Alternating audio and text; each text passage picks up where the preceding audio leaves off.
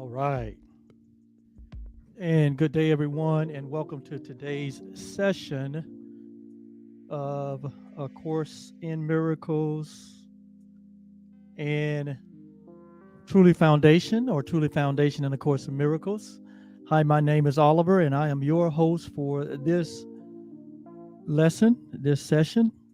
And I'm delighted to be your temporary host and guide and coach and teacher and brother and friend. I'm delighted to be you. And you know what I mean.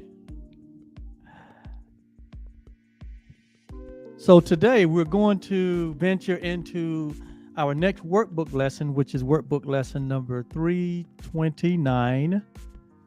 Workbook lesson number 329 out of the A Course in Miracles um, reference book that we're using for this project. And it's in the workbook for students section of this beautifully valuable document that we have been blessed with since 1977. And so we are still in the section of our sprint to the finish line.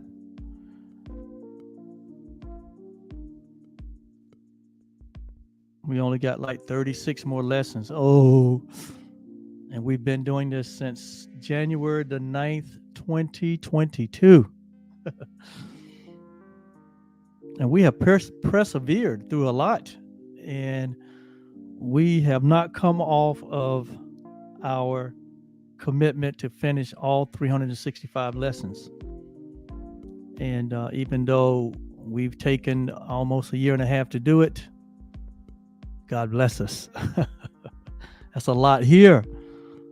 That's a lot. Listen, there's enough here for many lifetimes for us to live and to really delve into all the details and all of the goodies and all of the truths that are here, which are infinite in number. And so in this section on what is creation, we have learned that we are creation. When I say we, I'm talking about the human species.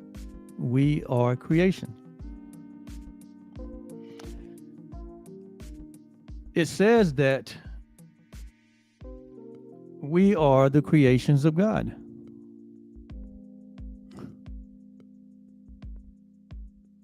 It says we seem to be discreet and unaware of our eternal unity with God. We seem to be discreet and unaware. It seems that way.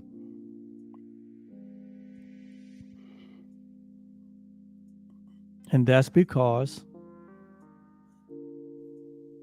the majority of the species is still asleep to the truth of who they are.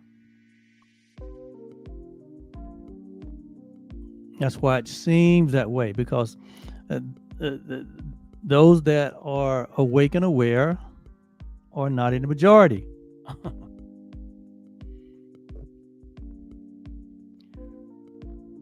And so it seems as though we are unaware of our eternal unity with God. It seems that way. But every creation of God has within it that eternal unity. That's where God placed it. He didn't place it outside of us, but He placed it within our very nature, within our very essence, where it cannot be altered or changed where it cannot be denied. It can be unrecognized, but in reality, it cannot be denied. Who we are and what we represent in creation is the unchangeable, unalterable nature of our Creator itself.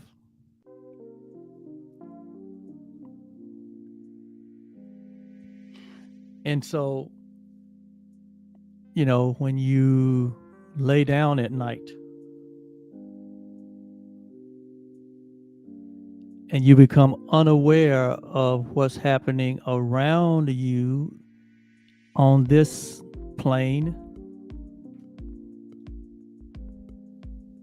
it seems as though, in dreams, it seems as though you are somewhere else. It seems that way.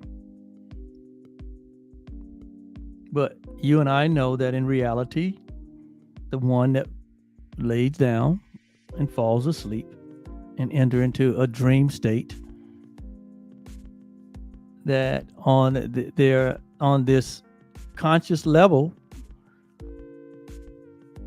this conscious physical three-dimensional level, that the person themselves has not gone anywhere.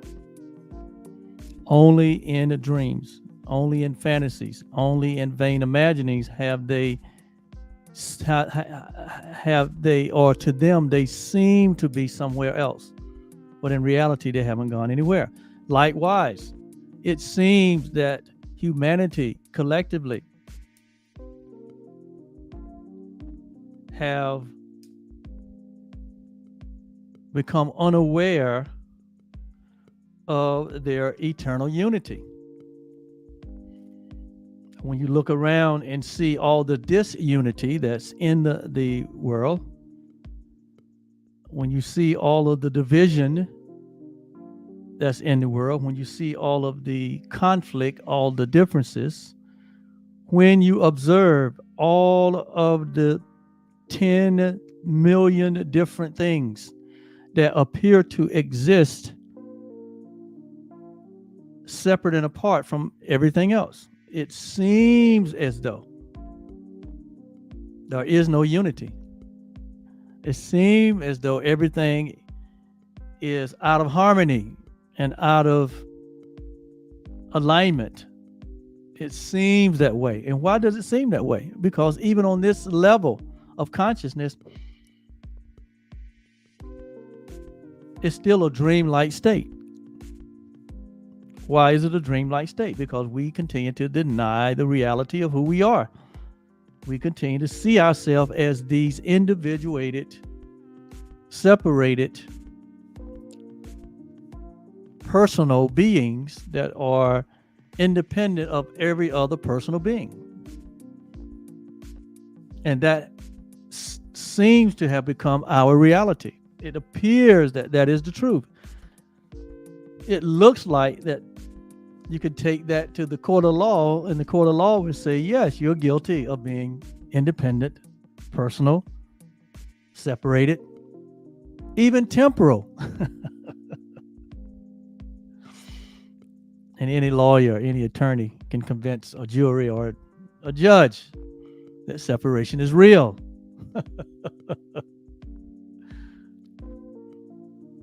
But when you turn to the law of reality, to the law of love, to the law of oneness, it is quite evident. And history even bears this out. It is quite evident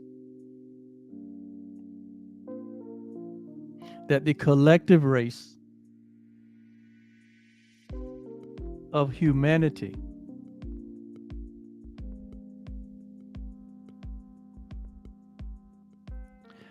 is joined or is connected by the one source that we all share. It becomes quite evident. Even if you look out in the natural, you see evidence of that. And so it seems as though eternity is not aware, or we're not aware of our eternal state that is already now and already present. It also says that yet back of all of our doubts, behind all of our doubts, and past all of our fears, there still is a certainty. There still is an absoluteness behind all the doubt, all the fear, all the history, all the natural evidence. It says, for love remains with all its thoughts. Love remains with all its thoughts. Its sureness being theirs. God's memory is in our holy minds. So the memory of God is within all of our minds, because that's where God placed it. The memory of who you are, who I am, and who all humanity is. Here it said it has been placed in our holy minds. Notice now, there's a part of our mind that has been unaffected by the belief in separation.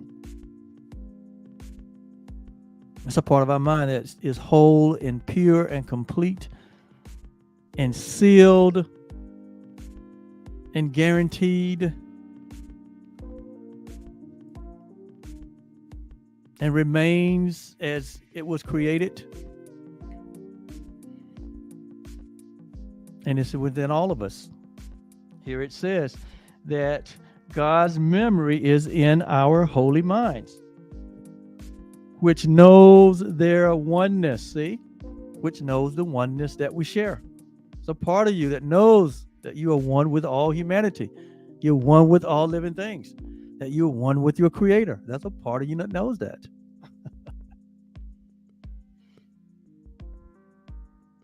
That somehow, some way, where it got covered up, it has gotten blocked, it has gotten veiled, it has gotten obscured by a falsity or a false idea or a false self.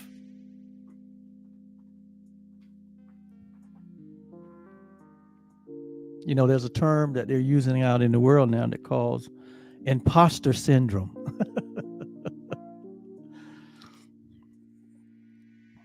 Imposter syndrome. Imposter syndrome basically says that one is not being their true self.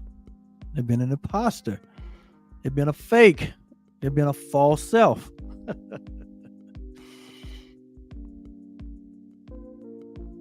So I guess you might say that the imposter syndrome is still running its course. It's still trying to convince the whole species of humanity that they are not these infinite selves. They are not these eternal beings, but they are just these temporary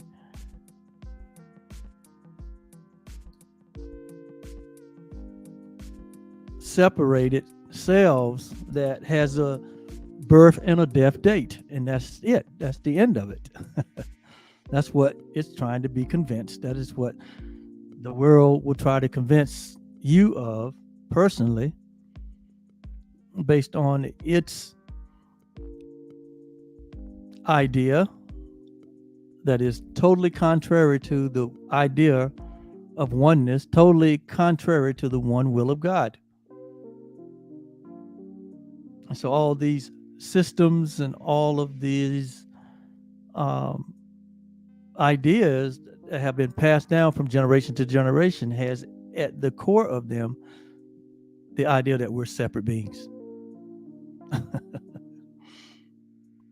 But here it says God's memory is in our holy minds, which knows their oneness and their unity with their Creator. So somewhere inside of all of us, we know the truth. It is within us. And when I talk about within us, I'm not talking about within the construct of this physical body, but it is within our awareness and our consciousness. Somewhere within your consciousness and your awareness is the remembrance of your true self. And your true self can only be found within your true self. It cannot be found outside of yourself. It is not a identification that can be found or located in the outer world, but it is in the inner world.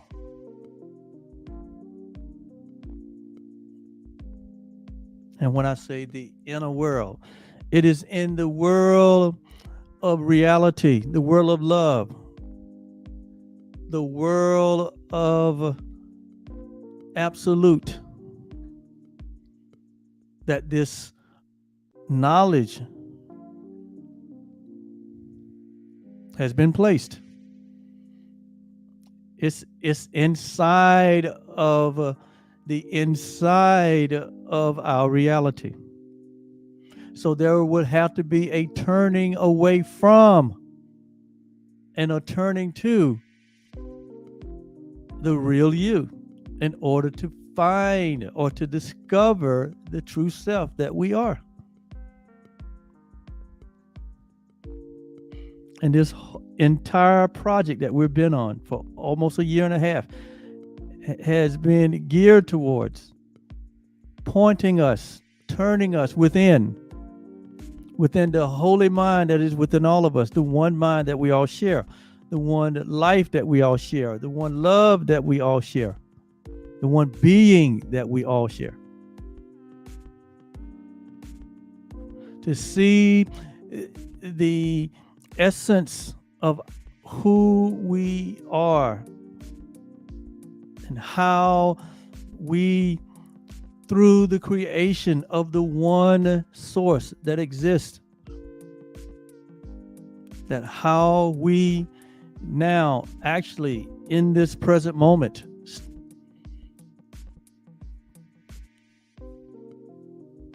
stand in the very place in which we were created. And it is right here and it is right now. It has nothing to do with the past. It has nothing to do with the future. It only has to do, it only can be discovered in this present moment. So that's why you hear us say there's no time like the present. That's the only time is the present, because in reality, time is an illusion also. Time is not real. Time has a start and it has an end. It's temporary. It's only necessary for the learning process. It's only necessary until we discover and wake up to the truth of who we are. And once that happens, on a collective basis, time has no more purpose, and it will be no more. And so it says, let our function be only to let this memory return.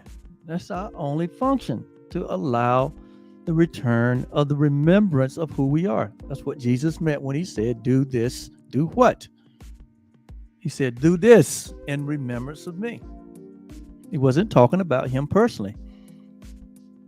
He was talking about us coming to an awakening to where we remember who we are as one being.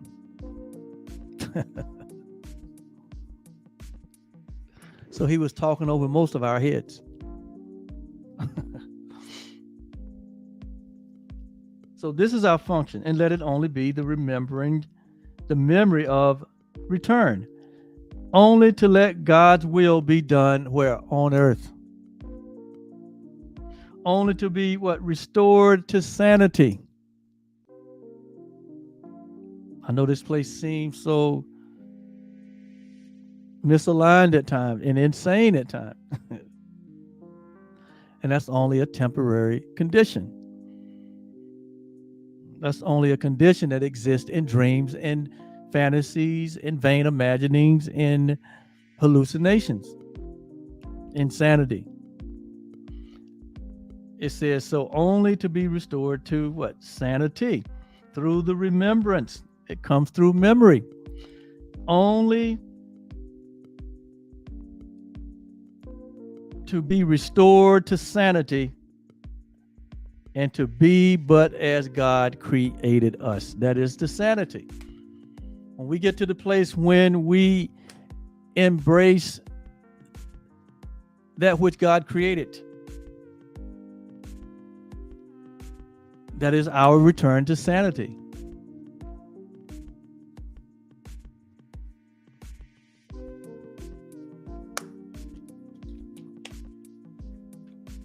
And so that's just a brief reading of one of the paragraphs out of What is Creation?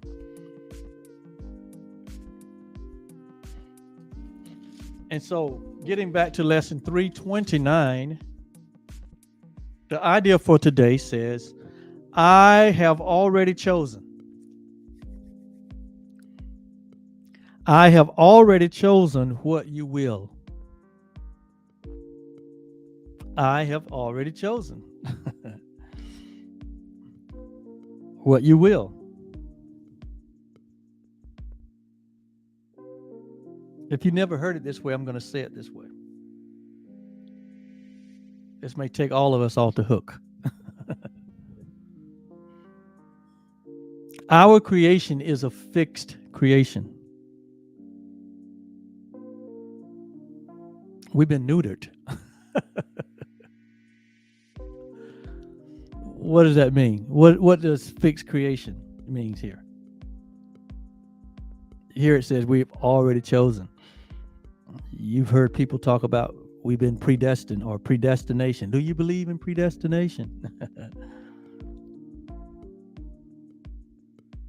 As much freedom as it seems like we have to choose the multitude of seeming options, and no one can stop us. In reality, I'm going to say it again. We're in a closed, we're in a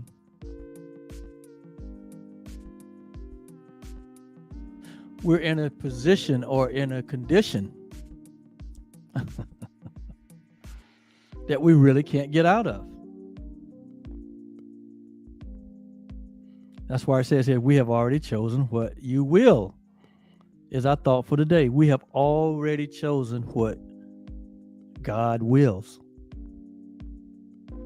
So if God's will is the only will that there is, and that's true, and if that's the only choice that we have, and it is, then reason would say that, yeah, we're in a fixed situation, a fixed creation. We've been fixed. We have been fixed.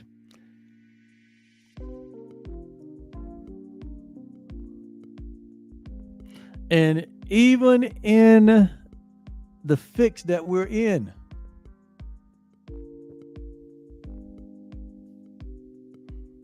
lies all the freedom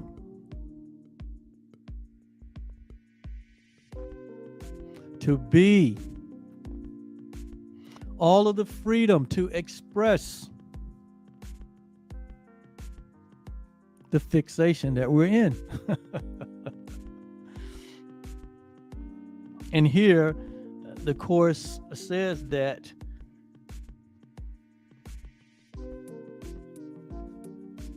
or the paragraph that I read here says that we remain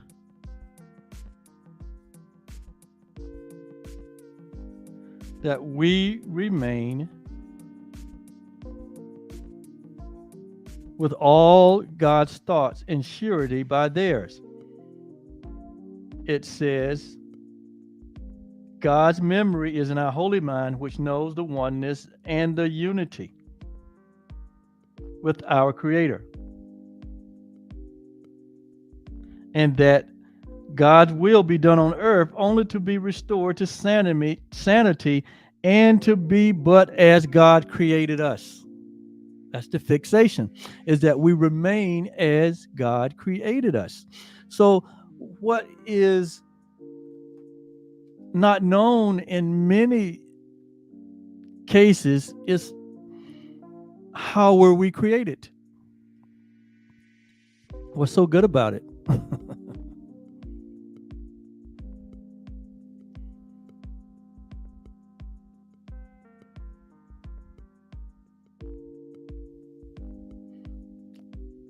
And the Course tells us, and many other spiritual writings tells us, that we were created in the imagination, in the likeness of the Creator itself. But when you look deeper into that principle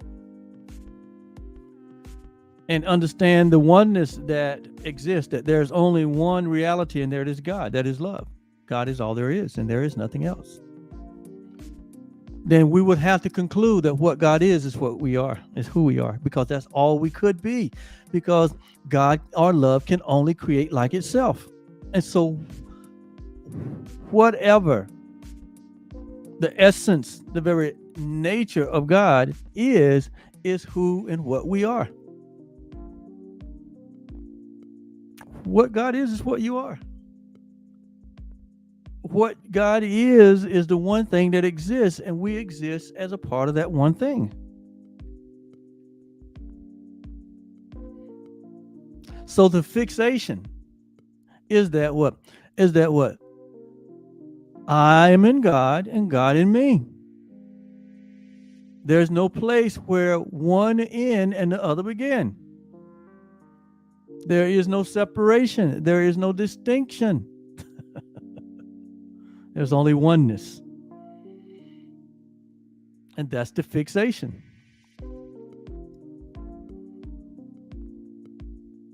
And there are some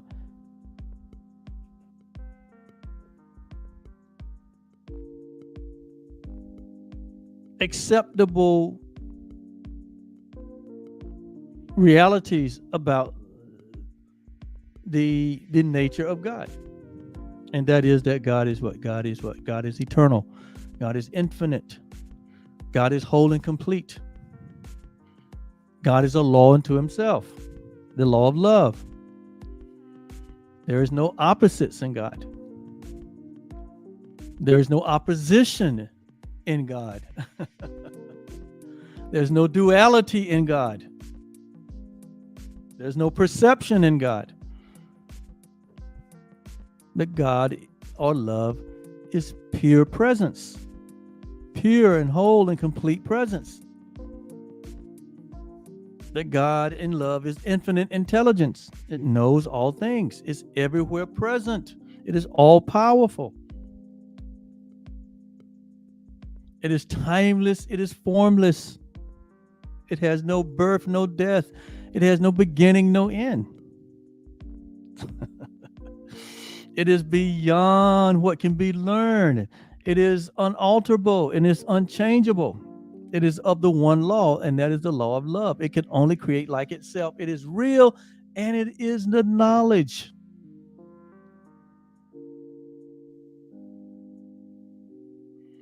It's self-reproducing. It's self-sustaining. It fills all the interspaces of the universe. It permeates and penetrates all living things. All things are held together by its thoughts. All things are consist by its power. These are the general things we know about this infinite all in all reality that we use the word God to describe, or love, or reality. And so we are part of that. We are one with that. That is what we remain as. That's how we were created, with all of those attributes, and we remain that way. And there's nothing that we can do in this personal human experience to alter any of that. Nothing. Absolutely, positively nothing that one can do to alter any of that, to change any of that. And that is great news, because you know, like I know,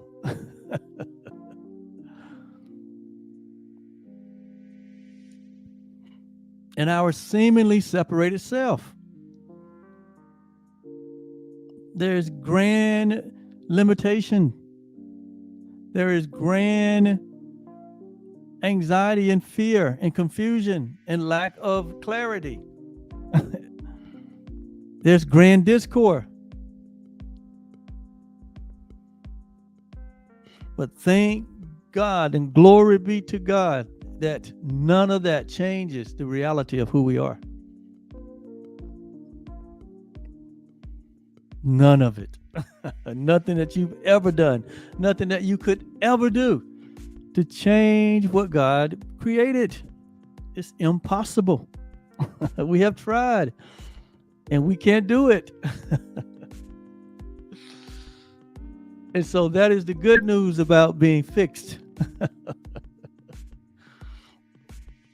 When we're fixed in reality, we can't stray.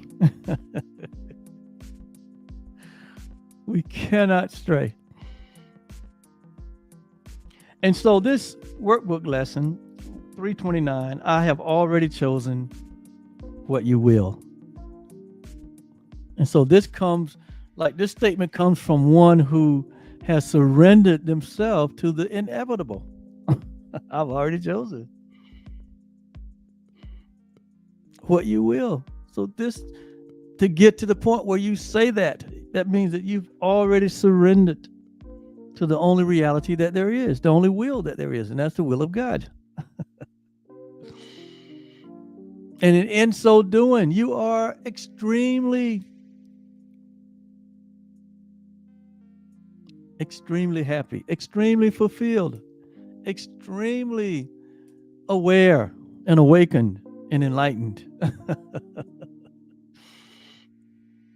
And so this lesson starts out with a kind of a declaration, and I'm going to read the declaration. And it starts out by saying Father, which is a huge declaration, a huge surrender to the oneness that we share by saying Father. To say Father is to say that we have equality. That's what that word means. Father means equality. Father, I thought I wandered from your will. I thought that. It seems that way, that I have wandered from your will. It seems that I defiled it. This world seems like, and this is talking about the false state of the world, the false identity of humanity. Thought it was doing something permanent. But hear what it says. It says, Father, I thought I wandered from your will. I thought I defiled it. I thought I broke the laws. I thought that I interposed a second will more powerful than yours in between your will. I thought I did this.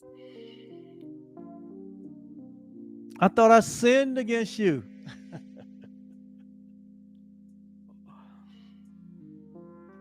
I thought I needed a savior.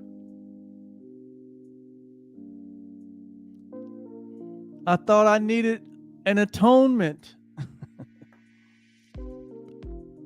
I thought that I needed a baptism. confession. Thought I needed a whooping.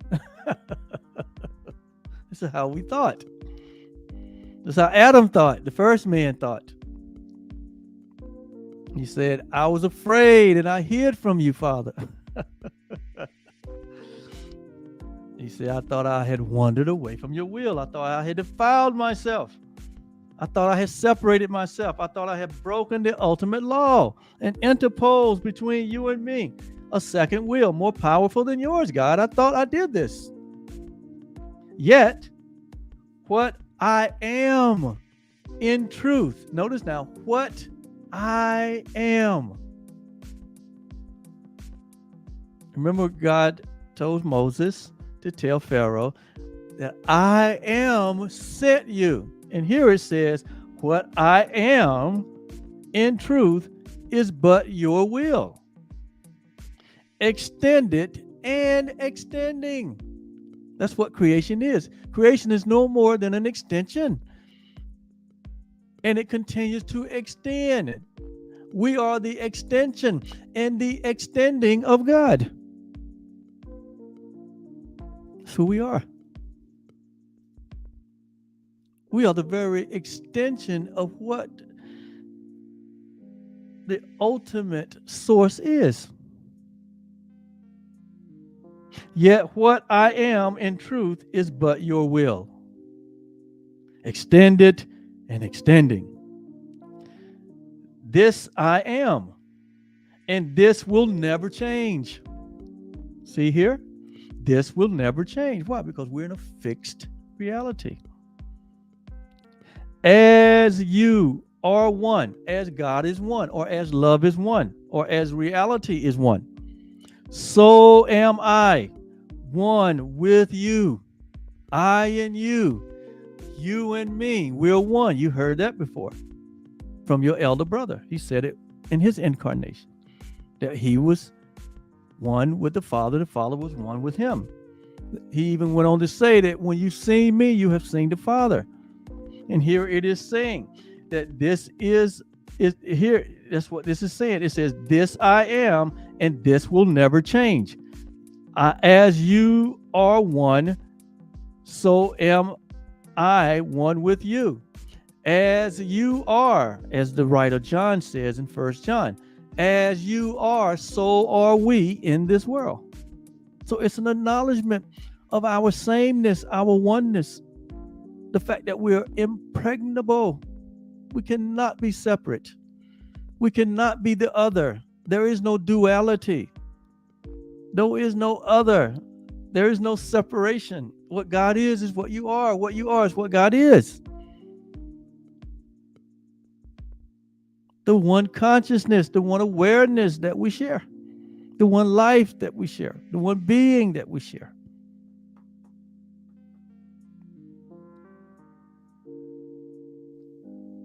In this I choose in my creation.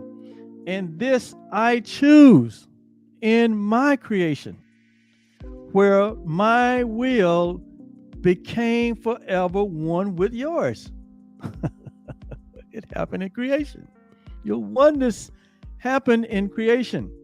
Before there was any world, before there was any form, before there was any matter, before there was any time, before there was any space. That's when your creation happened. It says, and that choice was made for all eternity, meaning it cannot be altered or changed. So who you are and what you are is eternal. It's from everlasting to everlasting.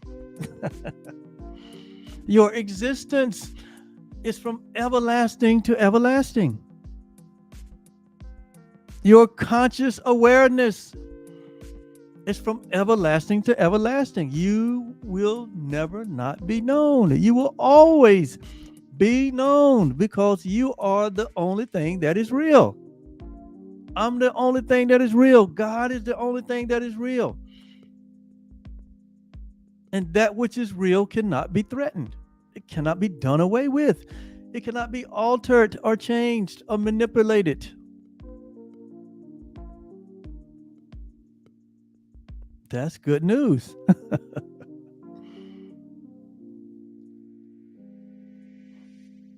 So the choice was made for all eternity. It cannot change and be in opposition to itself. Therefore, Father, my will is your will. And I am safe. I am safe in the will of God. I am safe, untroubled, and serene. In endless joy, because it is your will that it be so. And when you could find no greater, you swore by yourself that blessings, surely you have blessed us with this creation and have blessed us with all the spiritual blessings in heavenly places, as the writer said in Ephesians chapter 1. And that we have been chosen in him before the foundation of the world, that we should be these holy creations, that we should be holy and blameless before him in love. It's right there in your Bible, mine too.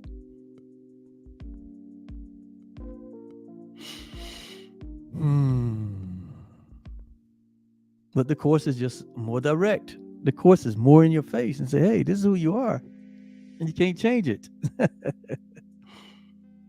It doesn't have no story. It just says, this is who you are. It don't take you on a long journey. It says, this is who you are. And you can't be changed or altered. That's right in your face.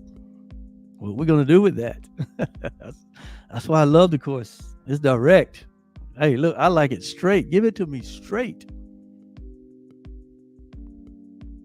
I'm a straight shooter. Give it to me straight. Tell me the truth. I don't want to have to look for it in the story. Dig around through all the egos and all the half-truths. I don't want that. Just tell me the truth.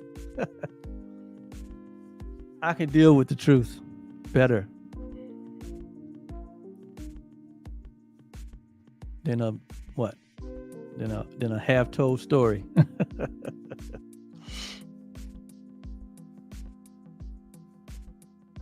So, to conclude our lesson, today we all of us will accept our union, our oneness. Today we will accept our oneness with each other and our oneness with our source. We have no will apart from our source.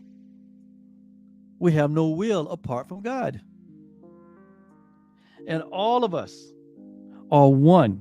And all of us are one. All of us are one. Because the one will that we share is shared by all of us. The one life that we share is shared by all of us.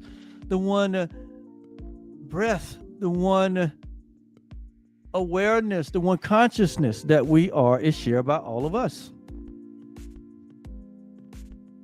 The one existence that God is shared by all of us.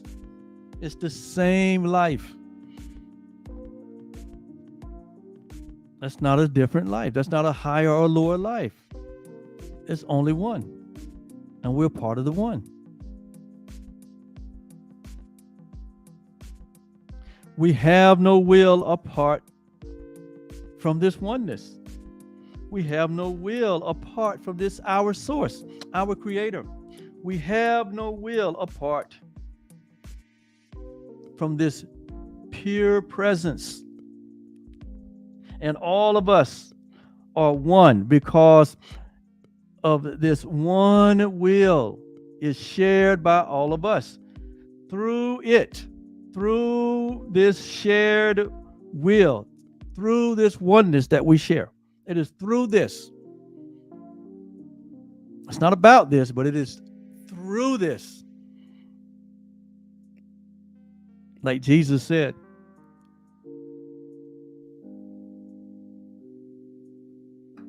we all must go through the eye of the needle.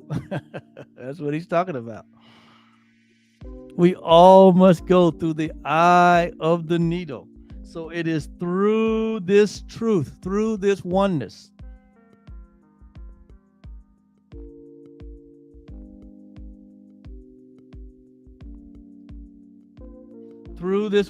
we recognize that we are one. What is the recognition? It is enlightenment. It is through this recognition that we are enlightened to the reality of our oneness. It is through this oneness that we find our way at last unto our home, or unto our God, or unto our love, or unto our reality. So we cannot escape. We cannot alter or change. We don't have an alternative plan. There is no alternative plan. It is through this oneness that we share that we find ourselves, that we find God, that we find all humanity as being the same one self. It is through this. And so I have already chosen. When there's only one, it's not really a choice, but it feels like a choice. For I have already chosen what you will. And thank God for the one choice. Thank God there isn't 10,000 options, as the world would make us to believe.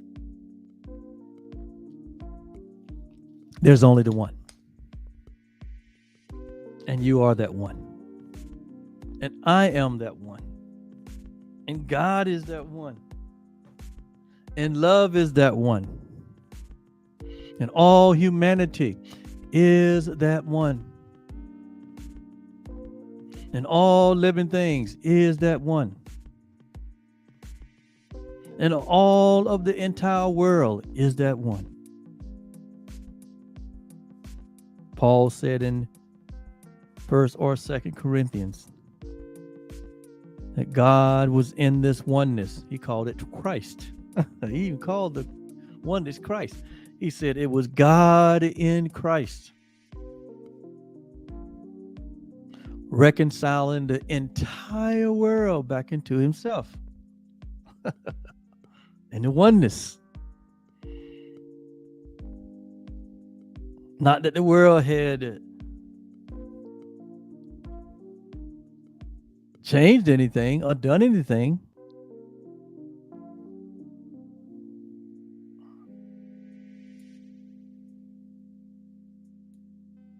But all of the world, everything has been reconciled back into God. So in reality, there's only God.